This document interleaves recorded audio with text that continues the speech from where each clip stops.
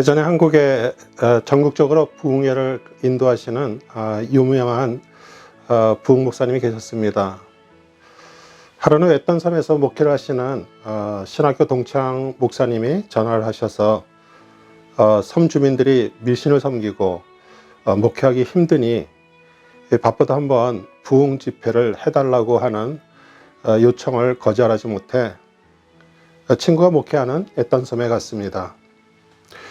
부흥의 첫날 주민들은커녕 교인 한 명도 오지 않아서 사모님께 물어보았더니 추러기가 돼서 섬 주민 모두 용왕신께 제사 지내는 곳에 갔다는 이야기를 듣고 두 분 목사님도 궁금하기도 해서 추러제에 갔습니다. 앞자리는 은혜 받는 자리이기에 앞자리 가서 앉았습니다. 제사가 시작되고 박수무당이 신을 부르는데 신이 내리지 않아서 몇 번이나 애를 쓰다가 앉아있는 주민들을 둘러보면서 여기 큰 신을 믿는 분들이 와서 신이 내리지 않아 추러제를 못하게 되었으니 큰 신 믿는 분들은 죄송하지만 돌아가 달라고 했습니다. 그래서 두 목사님이 우리가 믿는 하나님이 큰 신이구나 하고 그 자리를 빠져나왔다고 합니다. 이삭의 아내 리브가는 쌍둥이를 임신했는데 우리 태중에서 서로 싸워 여호와께 물어보니 우리 창세기 25장 23절에 여호와께서 그에게 이르시되 두 국민이 내 태중에 있구나. 두 민족이 내 복중에서부터 나누이리라. 이 족속이 저 족속보다 강하겠고 큰 자가 어린 자를 섬기리라 하셨더라. 우리 세상은 큰 자와 작은 자와의 싸움이지만 하나님은 주 안에서 작은 자를 사용하셔서 큰 자들을 부끄럽게 하십니다. 그리고 큰 자이신 하나님께서 주 안에서 어린 자를 섬겨주십니다. 우리 12월은 그 큰 자이신 하나님께서 우리 작은 자 인간으로 태어나신 것을 축하하는 달입니다.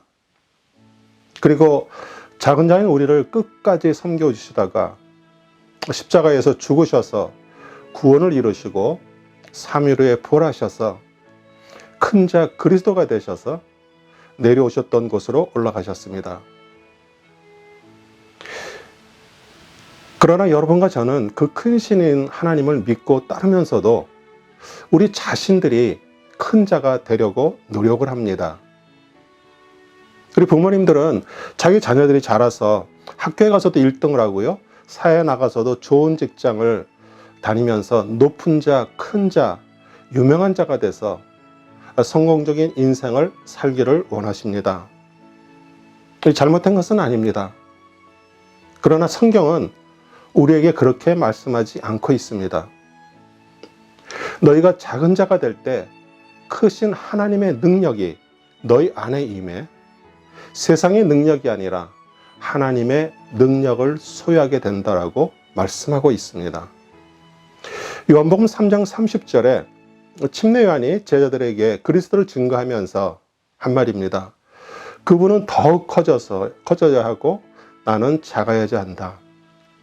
우리 침례 요한은 예수 그리스도가 사역을 시작하시기까지 광야에서 외치며 길을 닦고 예비하는 자였습니다.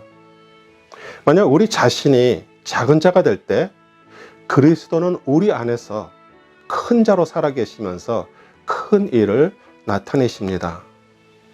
누가복음 9장 48절 저에게 이르시되 누구든지 내 이름으로 이 어린 아이를 영접하면 곧 나를 영접하며 또 누구든지 나를 영접하면 곧 나 보내신 이를 영접함이니라. 너희 모든 사람 중에 가장 작은 그이가 큰 자니라. 왜 예수 그리스도께서 어린아이 같이 작은 자가 되라고 말씀하실까요? 아이가 자라서 성숙한 어른이 되면 우리는 의식적인 삶을 살게 됩니다. 우리 자신의 생각의 의지 속에서 판단하며 우리 하나님을 섬기는 것도 의식적으로 또 헌신도 의식적으로 합니다. 그런데 그것은 하나님이 보시기에 미성숙한 삶입니다. 오히려 하나님이 보시는 성숙한 삶은 무의식적으로 어린아이처럼 하나님을 의지하는 것입니다. 우리 젖되자마자 성전에서 자랐던 그 어린 사무엘이 말씀하옵소서 제가 듣겠나이다 라고 말하며 그 여호와의 인도하심을 받았습니다. 자신의 경험, 자신의 의지, 자신의 배움으로 큰 자가 아니라 작은 자가 될 때 크신 하나님의 음성이 들리게 됩니다. 누가복음 7장 28절 내가 너희에게 말하노니 여자가 낳은 자 중에 요한보다 큰 자가 없도다. 그러나 하나님의 나라에서는 극히 작은 자라도 그보다 크니라 하시니 요한은 자신이 작아지고 그리스도가 커져서야 한다고 말했기에 예수 그리스도께서 여자가 낳은 자 중에 요한보다 큰 자가 없다라고 말씀하시면서 하나님 나라 천국에서는 극히 작은 자도 요한보다 크다고 말씀하십니다.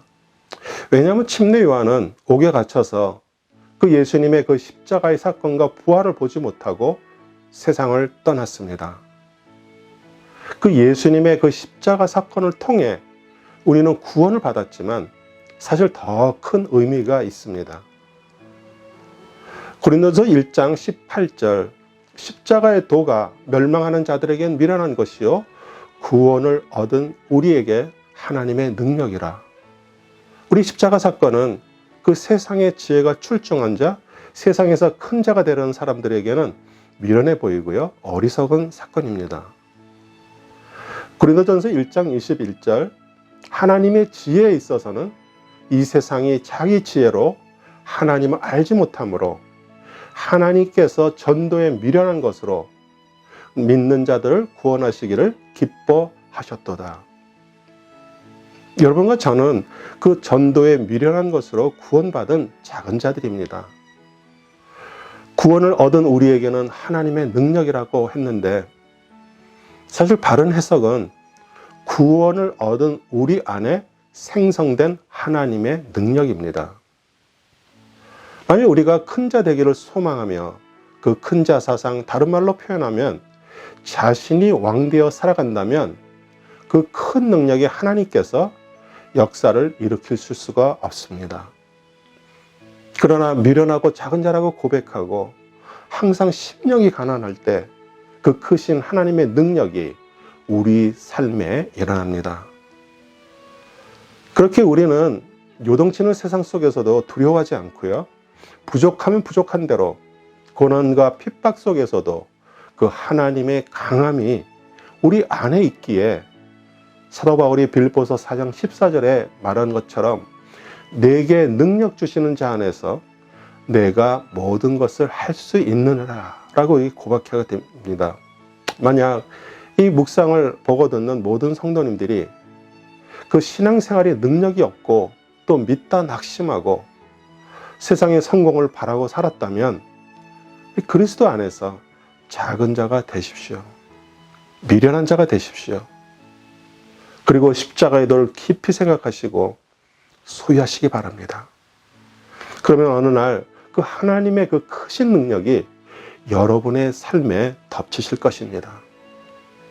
우리 세상의 원리대로 큰 자, 높은 자, 많이 가진 자로 살려고 애를 썼던 것이 부끄러워지고요.